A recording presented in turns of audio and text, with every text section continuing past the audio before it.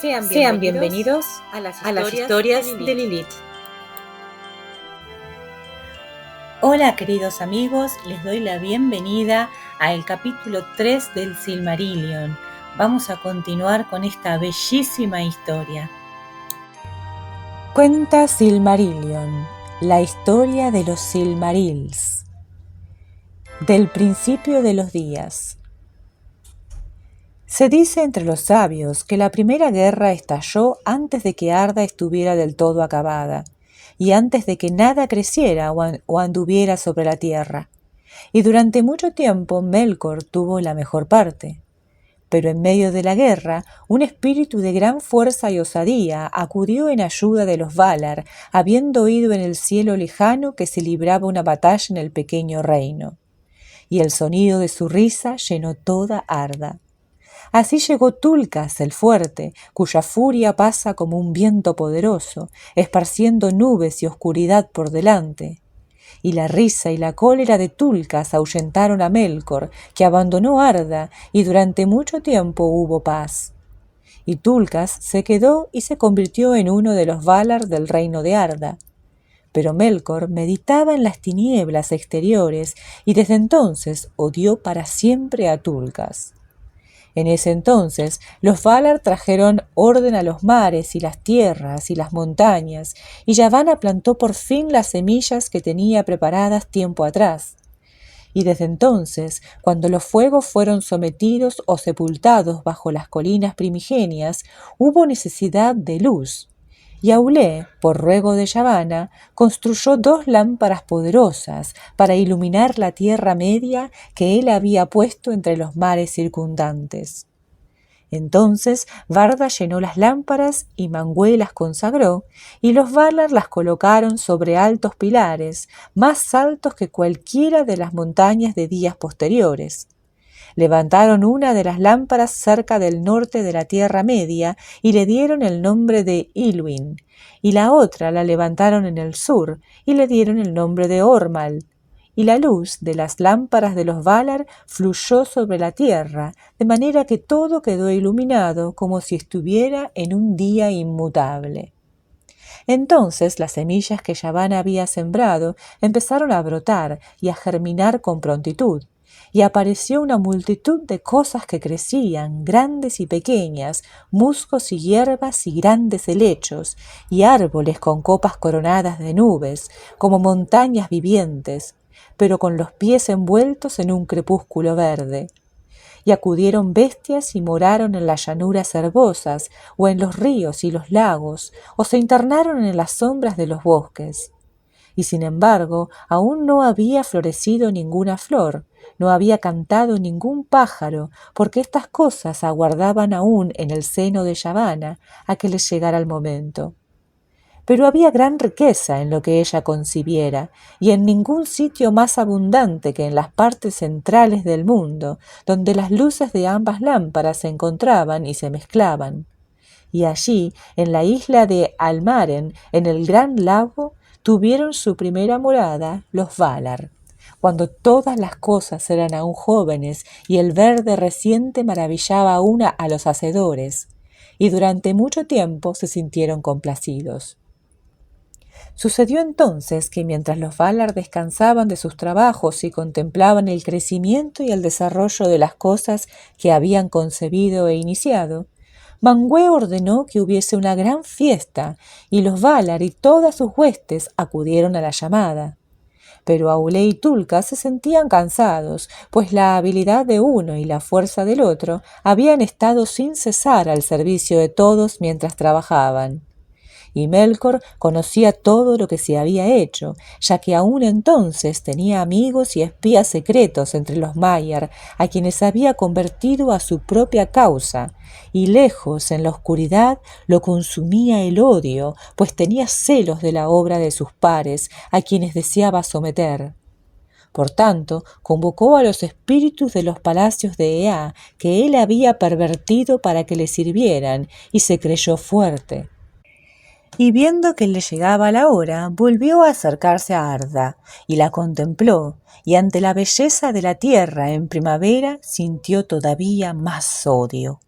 Pues bien, los Valar estaban reunidos en Almaren sin sospechar mal alguno, y por causa de la luz de Ilúin no percibieron la sombra en el norte que desde lejos arrojaba Melkor, porque se había vuelto oscuro como la noche del vacío. Y se canta que en la fiesta de la primavera de Arda, Tulkas desposó a Nessa, la hermana de Oromé, y ella bailó ante los Valar sobre la hierba verde de Almaren. Luego Tulkas se echó a dormir, pues estaba cansado y satisfecho, y Melkor creyó que la ocasión le era propicia. Y pasó con su ejército por sobre los muros de la noche, y llegó a la Tierra Media, lejos, al norte, y los Valar no lo advirtieron.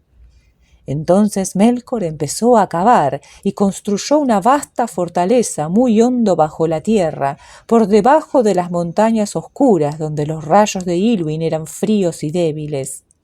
Esa ciudadela recibió el nombre de Utumno, y aunque los Valar aún no sabían nada de ella, la maldad de Melkor y el daño de su odio brotaron desde allí alrededor y marchitaron la primavera de Arda. Las criaturas verdes se enfermaron y se corrompieron, las malezas y el cieno estrangularon los ríos.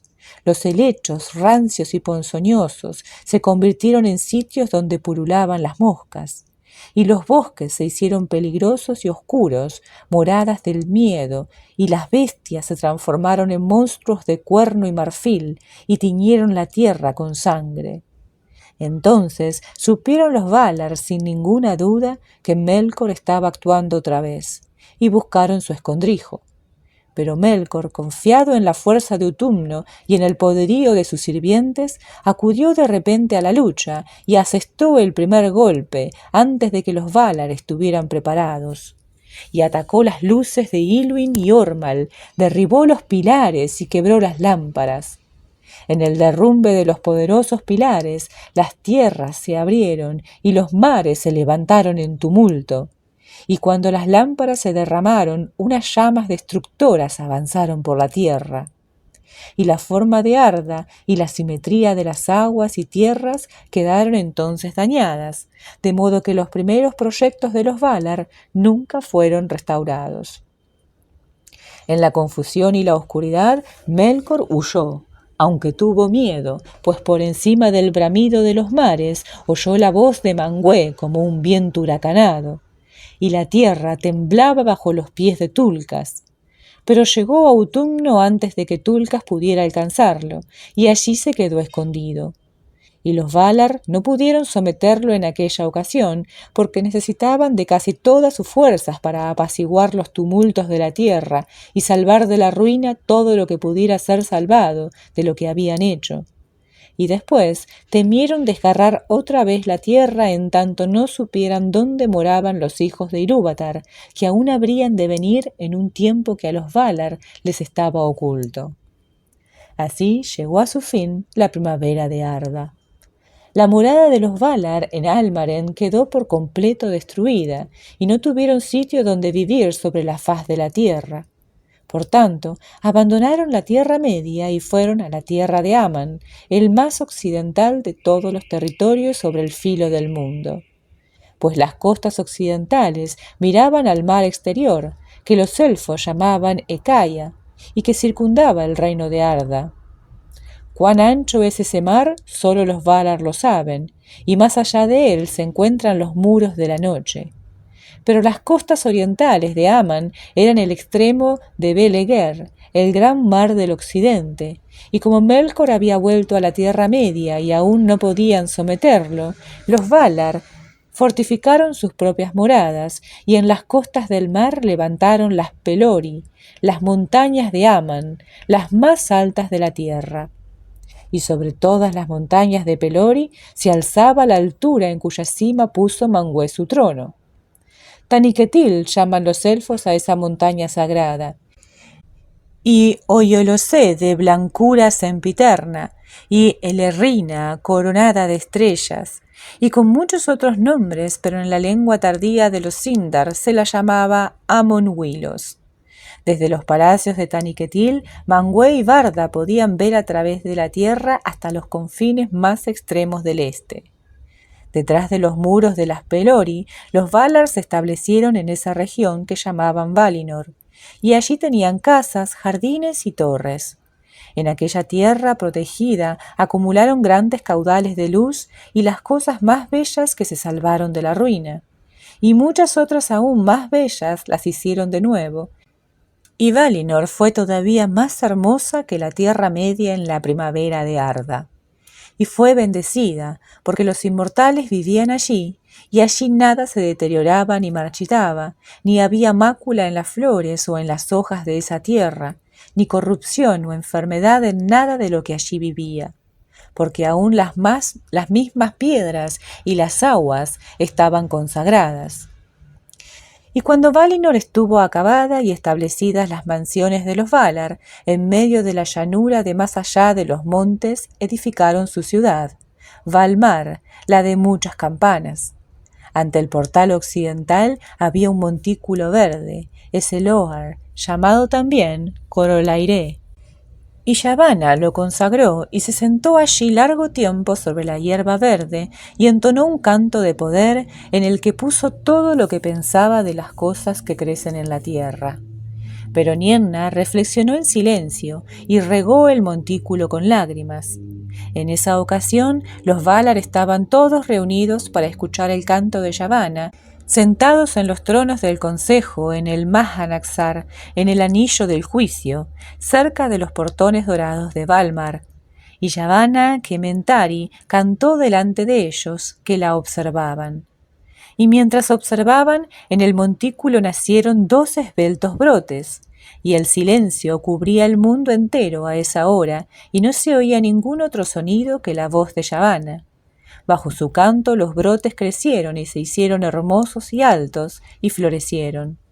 Y de este modo despertaron en el mundo los 2 árboles de Valinor, la más renombrada de todas las creaciones de Yavanna. En torno al destino de estos árboles se entretejen todos los relatos de los días antiguos.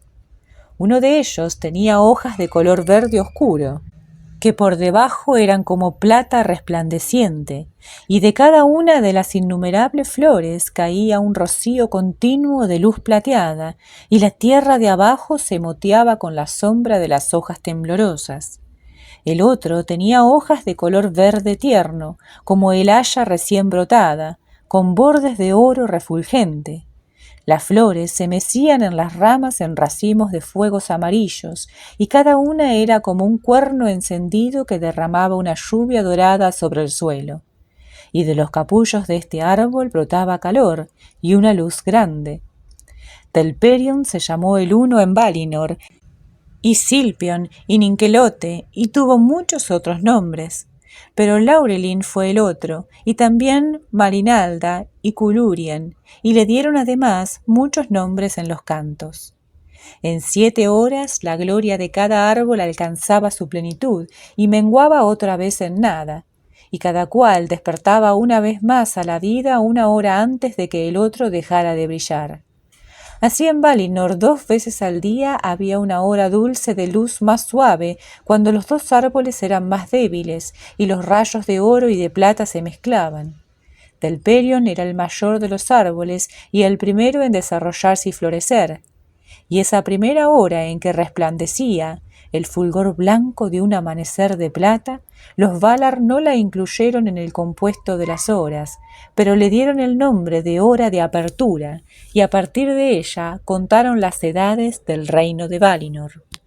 Por tanto, a la 6ª hora en ese primer día, y en todos los días gozosos que siguieron, hasta el oscurecimiento de Valinor, concluía el tiempo de floración de Telperion, y a la hora 12ª dejaba de florecer Laurelin.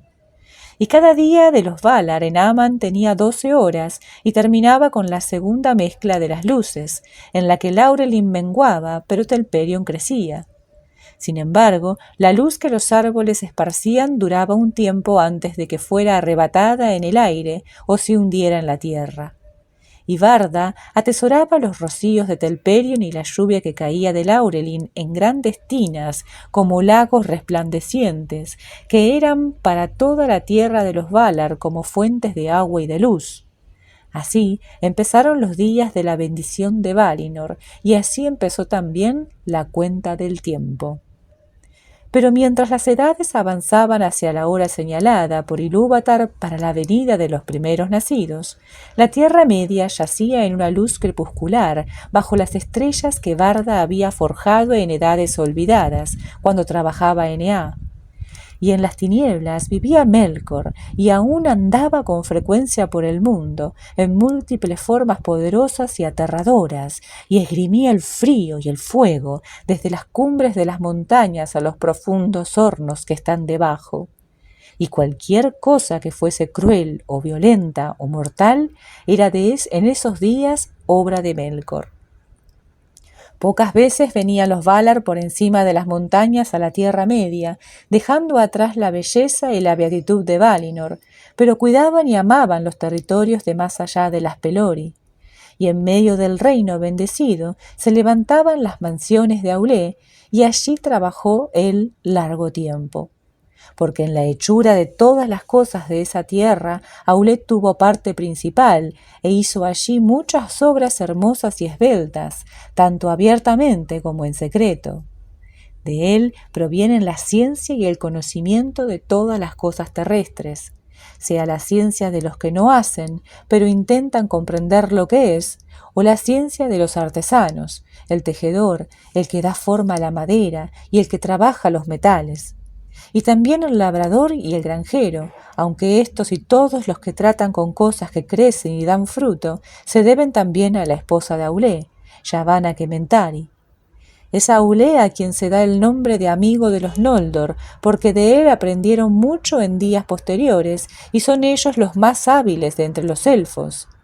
Y a su propio modo, de acuerdo con los dones que Ilúvatar les concedió, añadieron mucho a sus enseñanzas, deleitándose en las lenguas y en los escritos, y en las figuras del bordado, el dibujo y el tallado. Los Noldor fueron también los primeros que consiguieron hacer gemas, y las más bellas de todas las gemas fueron los Silmarils, que se han perdido. Pero Manwë Súlimo, el más alto y sagrado de los Valar, instalado en los lindes de Aman, no dejaba de pensar en las tierras exteriores, porque el trono de Manwë se levantaba majestuoso sobre el pináculo de Taniquetil, la más alta montaña del mundo, a orillas del mar.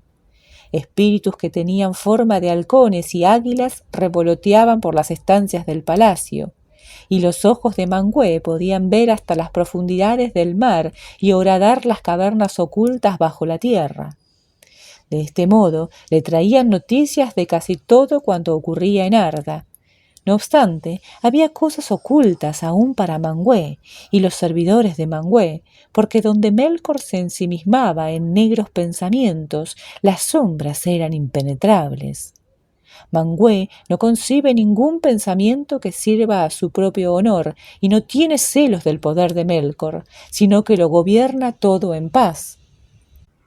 De entre todos los elfos, amaba más a los Vanyar, y de él recibieron la poesía y el canto, pues la poesía es el deleite de Manwë, y el canto con palabras es la música que prefiere.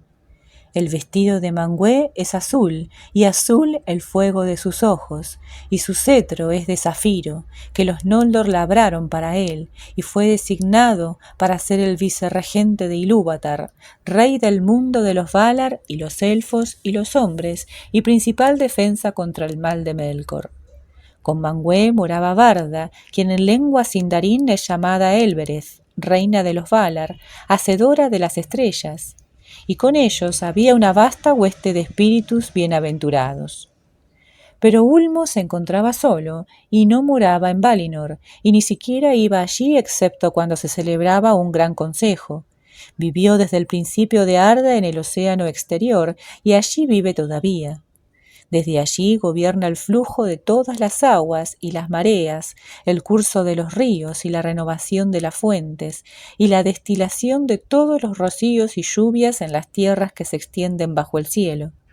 En los sitios profundos concibe una música grande y terrible, y el eco de esa música corre por todas las venas del mundo en dolor y alegría. porque si alegre es la fuente que se alza al sol, el agua nace en pozos de dolor insondable en los cimientos de la tierra. Los Teleri aprendieron mucho de Ulmo, y por esta razón su música tiene a la vez tristeza y encantamiento. Junto con él llegó Salmar a Arda, el que hizo los cuernos de Ulmo, aquellos que nadie puede olvidar si los ha oído una vez. También Osé y Winen, a los que dio el gobierno de las olas y los movimientos de los mares interiores, y además muchos otros espíritus. Y así fue por el poder de Ulmo que aún bajo las tinieblas de Melkor fluyó la vida por muchas vías secretas, y la tierra no murió. Y para aquellos que andaban perdidos en esas tinieblas o lejos de la luz de los Valar, estaban siempre abiertos los oídos de Ulmo, y tampoco ha olvidado la Tierra Media, y no ha dejado de pensar en cualquier ruina o cambio que haya sobrevenido desde entonces, y así lo hará hasta el fin de los días. Y en ese tiempo de oscuridad tampoco Yavanna estaba dispuesta a abandonar por completo las tierras exteriores, pues todas las cosas que crecen le son caras, y se lamentaba por las obras que había iniciado en la Tierra Media y que en Melkor había dañado. Por tanto, abandonando la casa de Aulé y los prados floridos de Valinor, iba a veces a curar las heridas abiertas por Melkor. Y al volver instaba siempre a los Valar a enfrentar el maligno dominio de Melkor en una guerra que tendrían que librar sin duda antes del advenimiento de los primeros nacidos. Y Oromé, domador de bestias, también cabalgaba de vez en cuando por la oscuridad de los bosques. Llegaba como poderoso cazador con el arco y las flechas, persiguiendo a muerte a los monstruos y criaturas salvajes del reino de Melkor, y su caballo blanco, Nahar, brillaba como plata en las sombras. Entonces la tierra adormecida temblaba con el repiqueteo de los cascos dorados, y en el crepúsculo matinal del mundo Oromé hacía sonar el gran cuerno, el Valaroma, sobre los llanos de Arda. Las montañas le respondían con ecos prolongados y las sombras del mal huían, y el mismo Melkor se encogía en Utumno anticipando la cólera por venir. Pero Oromé no había acabado de pasar y ya los sirvientes de Melkor se reagrupaban y las tierras se cubrían de sombras y engaños. Ahora bien, todo se ha dicho de cómo fueron la tierra y sus gobernantes en el comienzo de los días, antes de que el mundo apareciese como los hijos de Ilúvatar lo conocieron. Porque los elfos y los hombres son hijos de Ilúvatar, y como no habían entendido enteramente ese tema por el que los hijos entraron en la música, ninguno de los Ainur se atrevió a agregarle nada. Por esa razón, los Valar son los mayores y los cabecillas de ese linaje antes que sus amos, y si en el trato con los elfos y los hombres los Ainur han intentado forzarlos en alguna ocasión, cuando ellos no tenían guía, rara vez ha resultado nada bueno, por buenas que fueran las intenciones. En verdad, los Ainur tuvieron trato sobre todo con los elfos, porque Ilúvatar los hizo más semejantes en naturaleza a los Ainur, aunque menores en fuerza y estatura, mientras que a los hombres les dio extraños dones. Pues se dice que después de la partida de los Valar hubo silencio, y durante toda una edad Ilúvatar estuvo solo, pensando. Luego habló y dijo: «He aquí que amo a la tierra, que será la mansión de los Kendi y los Atani. Pero los Kendi serán los más hermosos de todas las criaturas terrenas, y tendrán y concebirán y producirán más belleza que todos mis hijos, y de ellos será la mayor buenaventura en este mundo. Pero a los Atani les daré un nuevo don». Por tanto, quiso que los corazones de los hombres buscaran siempre más allá y no encontraran reposo en el mundo. Pero tendrían en cambio el poder de modelar sus propias vidas entre las fuerzas y los azares mundanos, más allá de la música de los Ainur, que es como el destino para toda otra criatura. Y por obra de los hombres todo habría de completarse, en forma y acto, hasta en lo último y lo más pequeño. Pero Ilúvatar sabía que los hombres, arrojados al torbellino de los poderes del mundo, se extraviarían a menudo y no utilizarían sus dones en armonía. Y dijo: también ellos sabrán, llegado el momento, que todo cuanto hagan contribuirá al fin solo a la gloria de mi obra. Creen los elfos, sin embargo, que los hombres son a menudo motivo de dolor para Manwë, que conoce mejor que otros la mente de Ilúvatar, pues les parece a los elfos que los hombres se asemejan a Melkor más que a ningún otro Ainu, aunque él los ha temido y los ha odiado siempre, aun a aquellos que le servían. Uno y el mismo es este don de la libertad concedido a los hijos de los hombres, que sólo estén vivos en el mundo un breve lapso y que no estén atados a él y que partan pronto. ¿A dónde? Los elfos no lo saben. Mientras que los elfos permanecerán en el mundo hasta el fin de los días, y su amor por la tierra y por todo es así más singular y profundo, y más desconsolado a medida que los años se alargan. Porque los elfos no mueren hasta que no muere el mundo, a no ser que los maten o los consuma la pena. Y a estas dos muertes aparentes están sometidos. Tampoco la edad les quita fuerzas, a no ser que uno se canse de 10.000 centurias, y al morir se reúnen en las estancias de mandos, en Valinor, de donde pueden retornar llegado el momento. Pero los hijos de los hombres mueren en verdad, y abandonan el mundo, por lo que se los llama los huéspedes o los forasteros. La muerte es su destino, el don de Ilúvatar, que hasta los mismos poderes envidiarán con el paso del tiempo. Pero Melkor ha arrojado su sombra sobre ella y la ha confundido con las tinieblas y ha hecho brotar el mal del bien y el miedo de la esperanza. No obstante, ya desde hace mucho los Valar declararon a los elfos que los hombres se unirán a la segunda música de los Ainur, mientras que Ilúvatar no ha revelado qué les reserva a los elfos después de que el mundo acabe y Melkor no lo ha descubierto. Y así finaliza este fantástico capítulo. Bueno, conocemos un poco más de estos dioses y de cómo se han ido a una parte nueva a vivir, ¿no?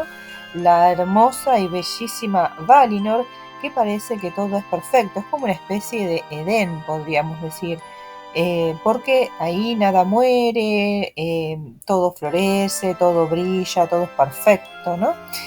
Y ahí trabajan los dioses para crear un mundo precioso y perfecto. Pero bueno, como vemos, ellos no olvidan las tierras de donde vienen. Todavía las recorren, algunos de ellos más que otros, con cierta melancolía, no queriendo renunciar a ellas, no las dejan a su suerte, ¿no? Porque, bueno, después de esa fantástica guerra inicial, donde aparece Tulkas, este héroe impresionante que uno se lo imagina gigante, ¿no? Poderoso, tal vez similar a un Hércules, o bueno, o más, ¿no? O a un Thor.